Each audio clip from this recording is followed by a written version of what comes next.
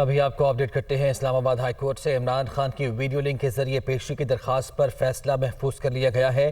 کیا انڈیا میں video link trial ہو رہے ہیں؟ چیف جسٹس کا یہ استفسار تھا۔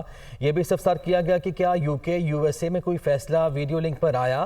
کیا ان ممالک میں کسی عدالت نے کہا کہ ویڈیو ٹرائل ہو سکتا ہے یا نہیں؟ اگر ویڈیو لنک پر تمام تقاضے پورے ہو رہے ہیں تو ٹرائل ہو سکتا ہے نا؟ چیف جسٹس کی جانب سے یہ بھی استفسار کیا گیا۔ یہ بھی کہا گیا کہ فرد جرم میں ملزم نے دستخط کرنا ہوتے ہیں وہ بھی الیکٹرانک ہو سکتے ہیں۔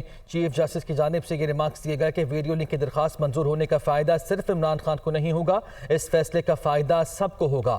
سماعت میں کیا کچھ ہوا جانتے ہیں، ہمارے نمائندے محمد عمران ہمارے ساتھ موجود ہیں۔ عمران آگاہ کیجیے۔ جی، اسلام آباد ہائی کورٹ میں سابق وزیر اعظم عمران خان کی ویڈیو لنک کے ذریعے پیشی کی درخواست پر سماعت ہوئی ہے، جس پر فریقین کے دلائل سننے کے بعد چیف جسٹس اسلام آباد ہائی کورٹ جسٹس عامر فاروق نے فیصلہ محفوظ کر لیا ہے۔ عمران خان کی جانب سے ان کے وکیل سلمان اکرم راجہ پیش ہوئے، جبکہ ایڈیشنل اٹارنی جنرل منور دگل نے وفاق کی نمائندگی کی۔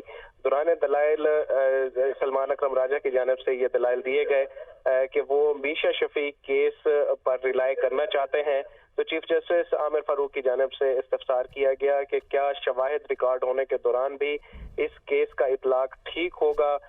کیس میں چونکہ فرد جرم بھی عائد ہونا ہوتی ہے تو کیا وہ بھی ویڈیو لنک پر ہوگی؟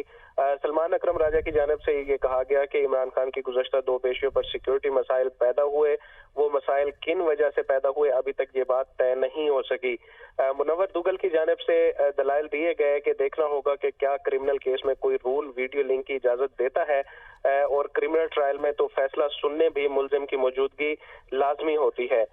تو چیف جسٹس کی جانب سے یہ کہا گیا کہ دگل صاحب سی آر پی سی 1898 کی ہے، اس وقت ظاہر ہے ویڈیو لنک نہیں تھا، تو اس میں قانون کا ذکر کیسے ہو سکتا تھا؟ قانون ساز اگر چاہتے تو جدید تقاضوں کے مطابق اسے بدل سکتے تھے۔